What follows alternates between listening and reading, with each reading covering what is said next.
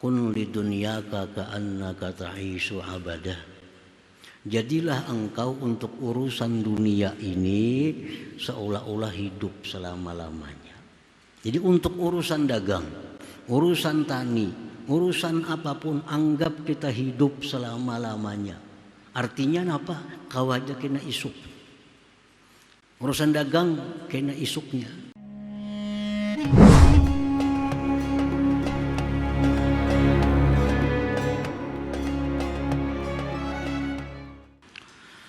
Para muhibbin rahimakumullah, al-hikmatul hadiyatu wasittun ba'dal mi'ati tsaniyah minal hikamil ataiyah. Qala al-imam Ahmad ibnu Athaillah as-Sakandari rahimahullah, nafa'ana bi'ulumihi wa asrari. Hikmah yang ke-261 dari al-hikam al-ataiyah. Berkata Imam Ahmad Ibnu Athaillah Sakandari rahimahullah, nafa'ana bi ulumihi wa asrari. Al-khidlanu kullul khidlan an tatafarraga minasy syawagil wa taqilla awaikuk summa la tarhalu ilaihi. Artinya, kehinaan bersangatan hina. Kehinaan bersangatan kehinaan, bahwa engkau lapang dari kesibukan-kesibukan dan sedikit halangan-halangan engkau, kemudian engkau tidak berangkat kepada Allah Subhanahu wa ta'ala.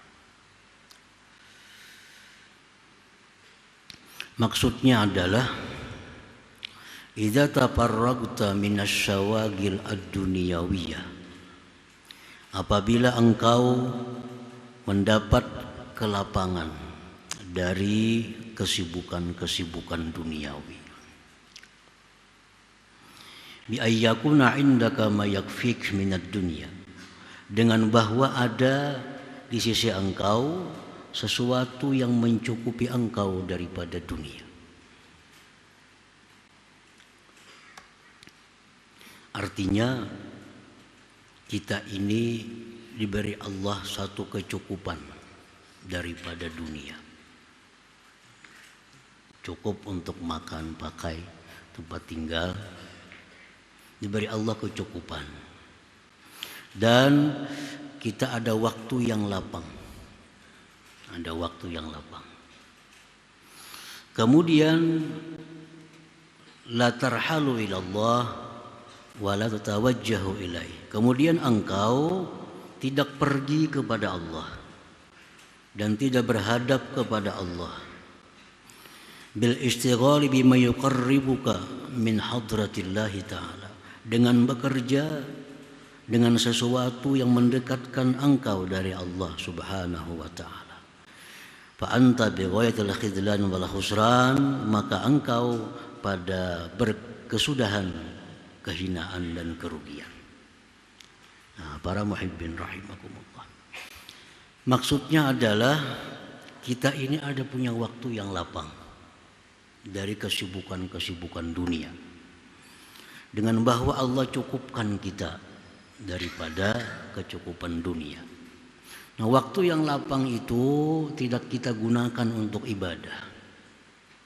Waktu yang lapang yang diberikan Allah tidak kita gunakan untuk ibadah.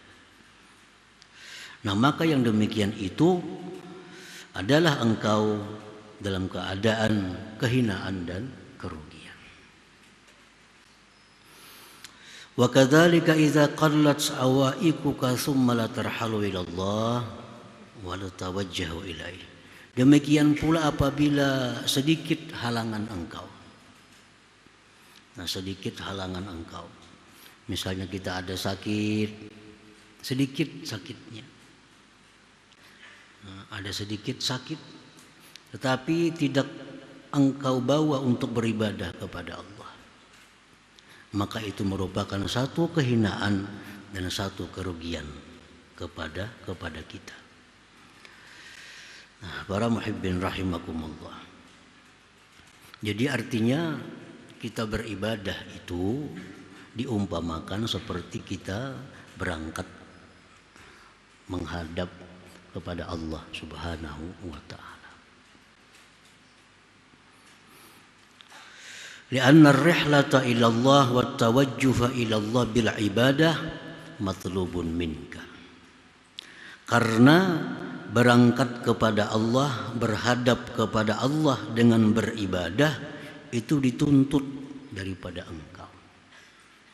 Dituntut daripada. Artinya Allah menuntut kita untuk beribadah.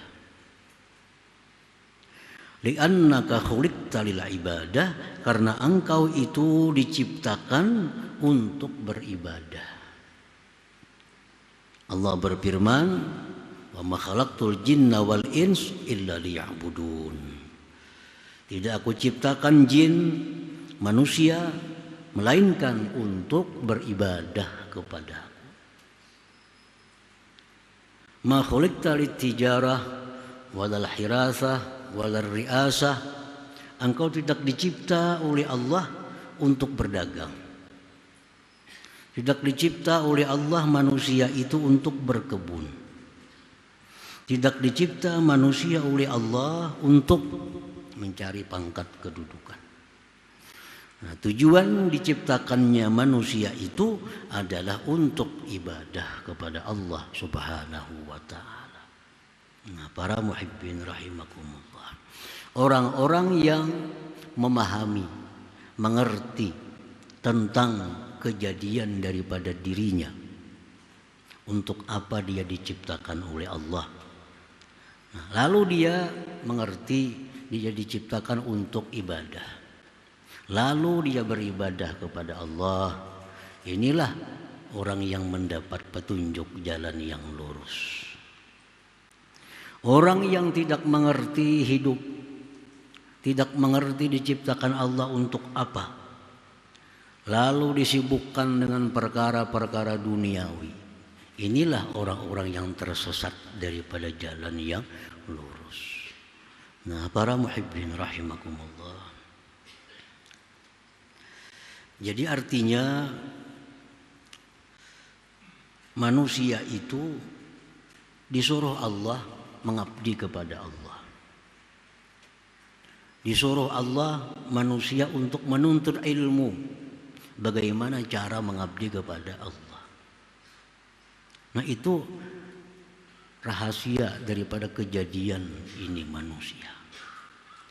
Manusia-manusia yang pintar, cerdik dalam urusan duniawi, pintar berdagang, pintar bertani, pintar berpolitik, pintar segala macam. Tapi kada pintar dalam hal ibadah, ini adalah orang-orang yang tidak memahami kejadian dirinya. Dan dia berada di jalan yang tidak lurus, jalan yang sesat. Ihdinas siratal mustaqim, berikan kami petunjuk kepada jalan yang lurus. Itu orang-orang yang hidupnya adalah di jalan yang ibadah. Nah, jadi banyak kita pintar berdagang, pintar bertani, tapi kada pintar sembahyang. Nah, kalau urusan dagang, ada kisah lagi sudah. Cara berdagang, cara itu. Urusan bertani, urusan apa, pintar. Tapi kalau urusan berapa rukun sembahyang, kadang ngerti. Berapa rukun wudhu, kada paham. Ini manusia yang sesat. Nah, ini dhal, sesat ini. Membaca Fatihah kada bisa. Ada yang bisa kadang ngerti maknanya. Urusan bahasa Inggris nomor 1. Padahal bahasa Inggris itu kada dibawa mati. Yang dibawa mati itu bahasa Arab. Surga itu bahasa Arab. Orang kada bisa bahasa Arab, kada bisa ke surga. Di surga itu hanya lugatul Arabiyah. Di surga lugat Arab. Quran lugat Arabiyah. Jadi orang-orang yang kadang memahami tentang bahasa Arab ini sulit masuk surga. Apa artinya iyyaka na'budu wa iyyaka nasta'in? Apa artinya? Kada tahu. Kada biasa belajar. Apa artinya Maliki Yaumiddin? Kada tahu juga. Apa arti Maliki Yaumiddin? Apa arti iyyaka na'budu wa iyyaka nasta'in? Kada tahu juga artinya. Umur 50 tahun dah. Kalau pangkat IS2. Membaca Fatihah aja kada bisa maknanya. Ini orang sesat. Yakin dia itu orang sesat. Kenapa? Karena hidupnya itu kada digunakannya untuk tujuan yang sebenarnya dari Allah, yaitu ibadah. Memang agama kada melarang kita pintar berdagang, itu kada melarang. Agama kada melarang pintar bertani, kada melarang. Tapi urusan itu di bawah daripada urusan ibadah. Mestinya pintar-pintar dulu ibadah. Pintar dulu urusan ibadah. Nah, ayo aja pintar yang lain-lainnya. Jangan sampai dibalik. Jangan sampai dibalik. Urusan dunia pintar, cerdas, tapi urusan agama kada mengerti. Nah, apabila kita ada waktu lapang diberi Allah, duit misalnya datang kada tapi ngalih, berusaha banyak aja manggani. Nah, waktu lapang banyak. Bila waktu lapang itu kada kita gunakan untuk ibadah, maka itu kita dalam keadaan khidlan, dalam keadaan hina. Kullul khidlan, bersangatan hina. Bersangatan hina. Alaika an tarmiya bil awaik wasyaghail wasyawagil khalfa dhahrik wa tuqbila ila Allah Ta'ala. Maka hendaknya engkau itu membuang, melimparkan halangan, melimparkan kesibukan ke belakang engkau, dan engkau berhadap kepada Allah Subhanahu wa Ta'ala. Nah, itu mestinya. Jullun nas ma mana'ahum anil iqbal ila Allah Ta'ala illa kathratu ashghalihim fastaghalat jawarihuhum bi khidmatid dunya wa ahliha bil laili wan nahar hatta anqarada al umur bil bitalah wat taqsir wa hadha wal khusranul kabir al khizlanul kabir wal khusranul mubin. Kebanyakan manusia tidak mencegah akan mereka daripada beribadah kecuali banyaknya kesibukan mereka. Nah, kebanyakan kesibukan, kada sempat lagi beribadah itu. Banyaknya kesibukan, sibuk anggota tubuh mereka dengan berkhidmat, berkhadam kepada dunia dan ahli dunia. Mulai bisukan sampai kamarian, tenaga, pikiran, anggota tubuh sibuk untuk melayani dunia dan ahlinya. Sampai habis umur dalam keadaan kekusungan dan kekurangan jadinya. Nah, para muhibbin rahimakumullah, ini kerugian yang nyata dan kehinaan yang besar itu. Jadi waktu yang lapang itu merupakan nikmat dari Allah. Waktu yang lapang nikmat dari Allah. Untuk apa? Untuk iqbal, menghadap kepada Allah Subhanahu wa Ta'ala. Wala tantaziril farag was-sihhah lil iqbal ila Allah Ta'ala lianna dzalik min ghururi syaitanir rajim. Jangan menunggu lapang, jangan menunggu sihat untuk beribadah, karena itu merupakan tipu daya daripada syaitan. Masih sibuk, jangan ada pikiran hendak menunda, menunggu lapang. Karena memang sudah lapang kayaknya nyaman beribadah. Kayaknya bila sudah pensiun nyaman nuntut ilmu. Belum pensiun mati.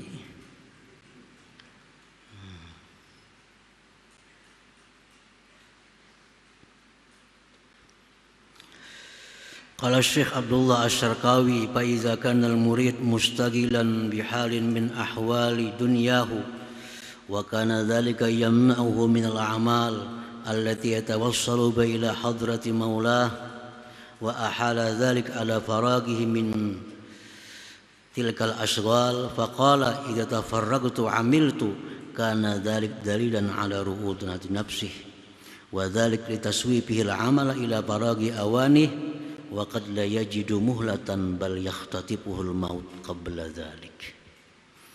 Imam Asy-Syarqawi mengatakan apabila seseorang itu bekerja dengan keadaan-keadaan dunia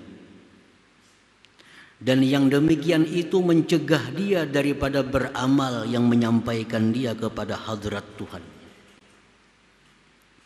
dan dia memindahkan yang demikian itu atas lapangnya daripada pekerjaan. Dia berkata, bila aku lapang aku beramal. Itu merupakan bukti atas bodohnya orang itu. Nah, itu bukti orang bodoh. Kalau kita menunda beramal, menunda menuntut ilmu sampai waktu lapang, itu merupakan kebodohan akal kita. Di mana bodohnya? Kita kadang mengetahui tentang keadaan kita yang selanjutnya itu. Nah, kita kada tahu selanjutnya. Sekarang kita masih hidup. Sekarang masih hidup. Nah, besok kada tahu lagi. Kalau kita tunda amal untuk esok, nah, itu menunjukkan kebodohan seseorang. Karena menundanya dia akan amal kepada waktu lapangnya, terkadang dia tidak menjumpai keadaan, waktu atau masa, bahkan merenggut akan dia oleh kematian sebelum yang demikian itu. Nah, para muhibbin rahimakumullah. Jadi bagaimanapun sibuknya kita, mestinya kesibukan itu kawa diurus. Nah, kawa disisihkan. Kun lidunyaka ka'annaka ta'ishu abadah. Jadilah engkau untuk urusan dunia ini seolah-olah hidup selama-lamanya. Jadi untuk urusan dagang, urusan tani, urusan apapun, anggap kita hidup selama-lamanya. Artinya apa? Kau aja kena isuk. Urusan dagang kena isuknya, kena bulan kaina. Kalau urusan dunia kita anggap diri kita hidup selama-lamanya. Tapi jadilah engkau untuk urusan akhirat ka'annaka tamutu gada, seolah-olah esok mati. Kalau untuk urusan amal, anggaplah kita esok mati.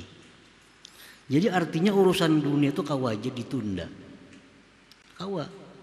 Kesibukan-kesibukan dunia itu bisa ditunda. Kalau kesibukan akhirat, jangan-jangan esok mati. Nah, jadi artinya jadilah engkau dalam urusan dunia seolah-olah hidup selama-lamanya. Artinya apa? Kalau tonton hari ini kena isok pulang, kena isoknya bisa aja, isoknya bisa aja. Tapi kalau untuk urusan ibadah seolah-olah besok mati, kada sempat lagi, mesti diselesaikan, dibereskan pada hari ini. Nah, para muhibbin rahimakumullah. Jadi kita disuruh oleh Allah untuk berpikir, untuk sadar tentang kejadian kita ini. Kejadian kita adalah untuk ibadah. Untuk ibadah. Boleh kita berdagang asal untuk ibadah. Boleh kita bekerja asal untuk ibadah. Jangan sekali-kali kita mengorbankan ibadah untuk dunia. Nah, jangan sekali-kali membuang ibadah, meninggalkan ibadah untuk mencari dunia. Terbaling itu. Mestinya kesibukan dunia kita tinggalkan untuk ibadah. Nah, itu yang lurus. Kesibukan dunia kita hentikan bila sudah sampai waktunya ibadah. Nah, itu yang bujur. Jangan sampai waktu ibadah ditinggalkan untuk kepentingan dunia, apalagi untuk maksiat kepada Allah Subhanahu wa taala. Nah, jadi Allah tuh menyuruh kita sembahyang. Ada waktunya subuh, ada waktunya. Kayaknya beberapa saat disuruh pulang sembahyang duha, supaya jangan jauh lawan Allah. Karena antara zuhur lawan subuh itu jauh, 6 jaman waktunya. Nah, sebagian terlalu renggang lawan Allah. Subuh sembahyang, kayaknya pukul 9 sembahyang lagi. Nah, parak lawan Tuhan. Kayaknya pukul 12 sembahyang zuhur. Nah, asar, maghrib, isya jauh lawan subuh. Nah, disuruh tengah malam bangun sembahyang tahajud. Nah, supaya lawan Tuhan itu kada jauh. Karena memang kita diciptakan oleh Allah untuk ibadah kepadanya. Nah, para muhibbin rahimakumullah. Jadi pengetahuan tentang ini kita sudah tahu. Kita sudah mengerti, sudah paham. Tinggal apabila kita menggawinya itu. Nah, itu berhubungannya lawan hidayah Allah. Itu kalau ada hidayah dari siapa-siapa. Banyak orang yang mengerti, yang paham bahwa urusan dunia mesti dikalahkan demi akhirat. Al-Quran mengatakan wadal akhirah khairun laka minal ula. Akhirat lebih baik bagi dunia. Jangan sampai karena duit tertinggal ibadah. Semuaan tahu. Semua orang beriman mengerti bahwa ketinggalan ibadah berapapun duit yang kita dapat rugi. Rugi. Ibadah kita dapatkan, dunia kita ketinggalan, untung. Itu tahu semuaan. Mengerti semuaan, tinggal lagi menunggu hidayah Allah. Nah, hidayahnya belum sampai kepada kita, sehingga kita masih mau kehilangan ibadah asal dapat dunia, asal dapat duit, asal dapat pangkat. Biar ibadah, biar haram, karena jadi soal yang penting dapat duit. Ini jalan yang sesat ini. Nah, jadi ibadah itu mesti nomor satu. Tujuan kita ibadah mesti nomor satu. Yang mengganggu ibadah, yang menghalangi ibadah mesti kita limparkan ke belakang kita supaya ibadah tetap lurus istiqamah sampai akhir hayat kita. Nah, itu tujuannya daripada Al-Quran, Al-Hadis, perkataan para aulia supaya kita berbuat demikian. Nah, kita tahu itu sudah anugerah dari Allah. Nya banyak orang kada tahu. Dikira hidup itu sedang berdagang aja. Berdagangnya urusannya, nya kada tahu. Dikira hidup segan bakabunnya, bakabun sampai mati. Nah, itu orang sesat lagi. Nah, ini sudah tahu hidup untuk ibadah. Nah, bakabun boleh, jangan ketinggalan ibadah. Berdagang boleh, jangan sampai memperbuat yang haram. Jangan sampai ketinggalan ibadah. Sudah ngerti, sudah paham. Nah, ini ada kemajuan. Tinggal lagi menunggu hidayah dari Allah supaya bisa mengamalkan itu dalam hidup ini. Berulang-ulang kita dengar, kada sekali dua, pengajian sana, pengajian sini, khutbah Jumat, bahwa akhirat lebih baik dari dunia. Tapi kenyataan praktik di lapangan kadang itu. Kadang itu tetap orang-orang mengutamakan dunia walaupun akhiratnya ketinggalan. Nah, ini perkara hidayah. Orang kafir itu Abu Jahal dan lain-lain tahu persis Nabi itu bujur. Tahu. Kafir-kafir Quraisy, orang-orang Yahudi, Nasrani, mereka sebenarnya tahu, yakin bahwa Nabi Muhammad itu Rasulullah akhir zaman. Tahu. Nah, tapi nya kada dapat hidayah. Sehingga kada percaya. Padahal hatinya percaya. Nah, cuma ditantangnya. Oleh karena hidayah belum dapat. Dan hidayah ini mutlak milik Allah Subhanahu wa ta'ala. Innaka lan tahdi man ahbabta. Allah berfirman kepada Rasulullah, engkau wahai Rasulku tidak akan bisa memberi petunjuk kepada orang yang kau cintai. Engkau hanya ditugaskan al-balagh, menyampaikan risalah. Nah, menyampaikan risalah. Jadi tahu Abu Jahal tuh pada Nabi ini bujur tahu. Tapi nya kada dapat hidayah. Nah, kada beda pengetahuan antara Abu Jahal dengan Sayyidina Umar itu kada beda. Sama-sama tahu Nabi itu benar. Tapi Sayyidina Umar dapat hidayah masuk Islam. Nah, Abu Jahal kada dapat hidayah, ya, kada masuk Islam. Nah, demikian pula kita sudah dapat petunjuk dari Allah. Dapat petunjuknya hanya sampai ilmu. Nah, belum sampai kepada amal. Nah, jadi petunjuk yang kedua ini yang kita harapkan daripada Allah. Bukan hanya petunjuk ilmu, tapi yang lebih penting lagi petunjuk amal, mengamalkan ilmu itu. Supaya kita bukan hanya dalam pengetahuan, tapi dalam kelakuan pun memilih akhirat itu lebih utama daripada dunia. Karena akhirat itulah tempat tinggal kita yang selama-lamanya. Nah, para muhibbin rahimakumullah, itulah intisarinya daripada hikmah yang ke-261 ini. Supaya kita mengutamakan Allah, mengutamakan akhirat, ibadah, karena itulah kejadian kita diciptakan oleh Allah Subhanahu wa taala. Nah, kemudian hikmah yang selanjutnya 262 insyaallah taala.